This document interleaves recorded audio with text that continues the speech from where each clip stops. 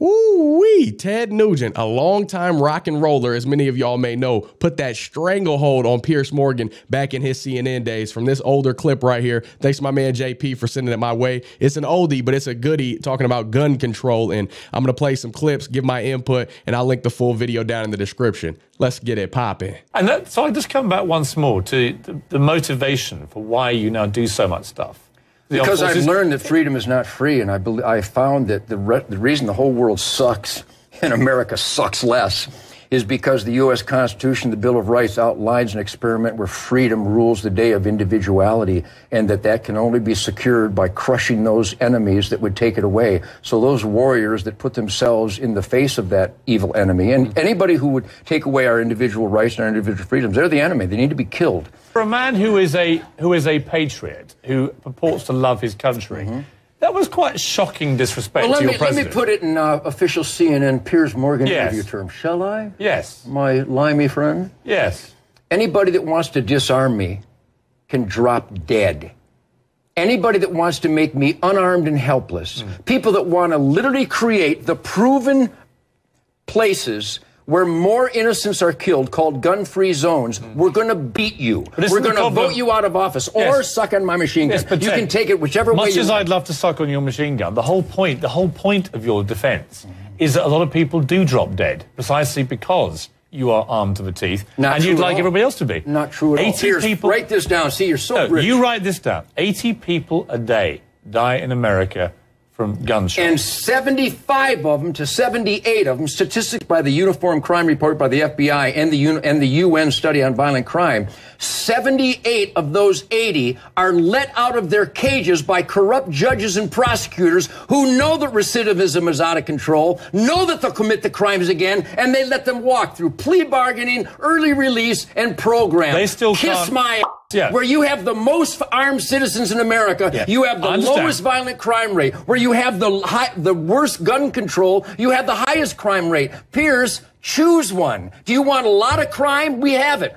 Gun-free zones. Do you want less crime? We have that. More people with concealed weapons permit. Why do you guys resist that statistic? Well, don't say you guys. It's you guys. No. Well, unless you're playing the devil's advocate. I can play any advocate I like. You're it's doing my a fine show. job. Right. You're playing the idiot's advocate here. That's not the idiot's More advocate. guns equals less crime. Period. Interesting. Now, Piers said that 80 people a day die from gunshots here in America, at least back when this clip was filmed. Now, does he also know that most of those gun deaths he mentioned are from suicides? Or how about the fact that criminals will always get their hands on guns through illegal means? No matter what fancy legislation that you want to establish, they aren't going through the background checks, the micro stamping, the waiting periods, or anything of that nature. They're smuggling them across the border or stealing them from law-abiding citizens. And even if they pass those background checks and micro stamping and things that are already in place, what's to prevent somebody from falling off the rocker due to a breakup or diving into deep depression and losing their mind later on down the line? Nothing. You can't determine what's going to happen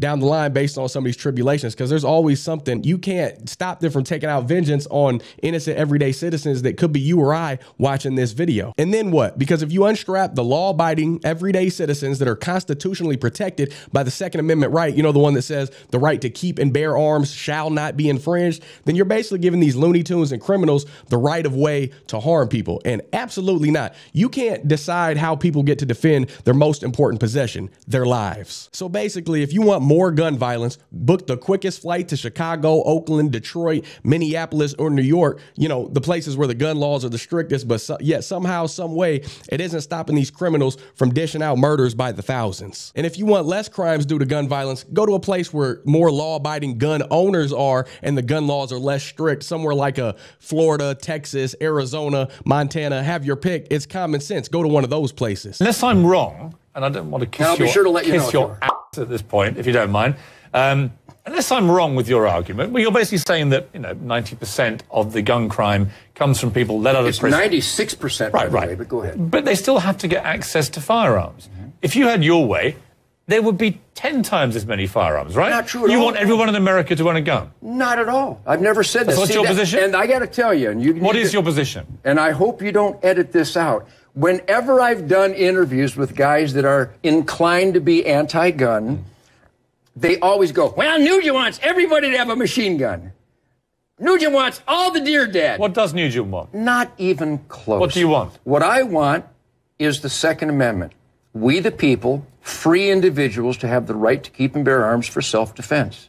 Find fault with that. And let's not forget the reason that we have that Second Amendment, the reason that it was established in the Constitution, the Bill of Rights, is to protect against tyranny for a government that can sometimes get out of line and sometimes get hungry for power, you might say. And it's to keep them in check. Some people are like, how could you say that? But it's true, because as AR-15 owners and people that, own semi-automatic rifles, the government has fully automatic rifles. So when people are like, oh, you don't need an AR-15. Yeah, you do. If the government comes to take what you got, they got fully automatic. You can only go as fast as your trigger finger can on a semi-automatic. Fully automatic rifles and military grade weapons are already not in our possession. You know what I'm saying? So we need those. And mass shootings that happen, these serial killers, these mass acts of violence committed by criminals that got those guns through illegal means, those aren't done with rifles. Those are done with handguns. So when they are trying to ban guns, they're trying to ban all guns, handguns, semi-automatic, or same as an assault rifle, a semi-automatic handgun.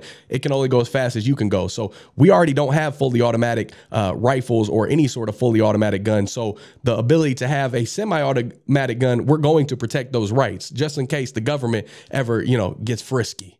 Well, I can find lots of fault with it. Name one. Well, the reality is, I'll write one down. Well, you end up with what happened to Gabby Giffords in Tucson earlier this year. That guy had gone through the cracks of the mental health system. That guy had given all kinds. How could he be allowed to get a gun?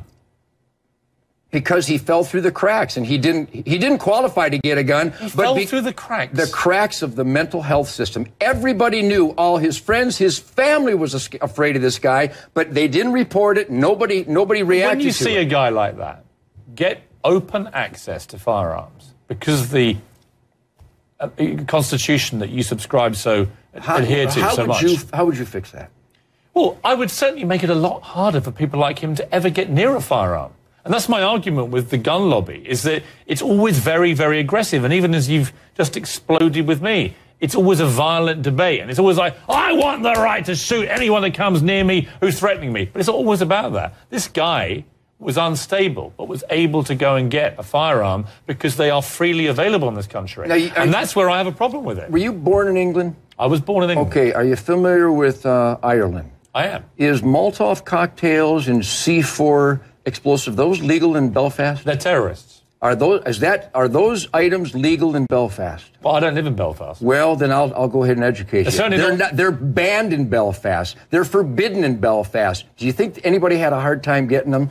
If you want something, how about in New York City? It doesn't mean you take me 15 minutes for me to get a submachine gun in New York City from some paroled crack Let me dealer. spin the argument. Would you allow drugs then to be freely available? Not at all. What's the difference in the argument? Because drugs are 100% about reducing your level of responsibility, getting high, disconnecting.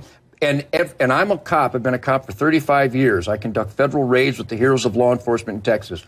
In every instance where there is violence, somebody's high on something. But they're not always in possession of a firearm. They do it with Buicks and bricks and fire and chainsaws and pipes. The guy who shot Gabby Giffords wasn't high.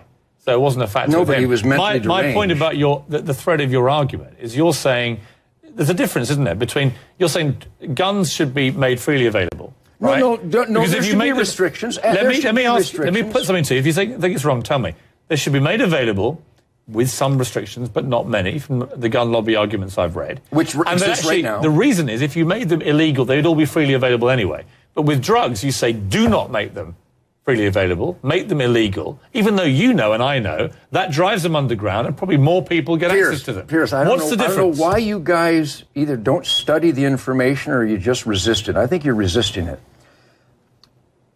In America, where you have more citizens with guns on their person, you have a dramatic reduction in violent crime.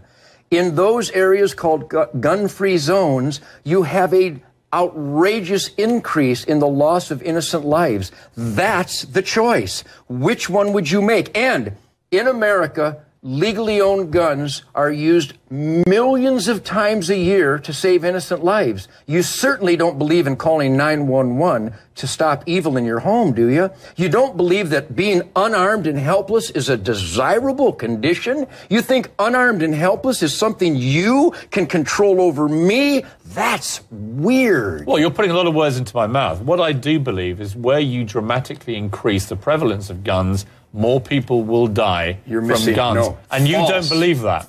Not only do I believe, the FBI doesn't believe it. The FBI recent report, in those jurisdictions where more people have concealed weapons permits, that doesn't mean a gun in the truck or in the safe. It means a gun in their belt. In those jurisdictions, you have not only a dramatic decrease in violent crime, but a personal assault type crimes, carjacking, rape, home invasions. They don't just go down, Pierce. They go away. Now that you know that, why wouldn't you help me create more safe areas?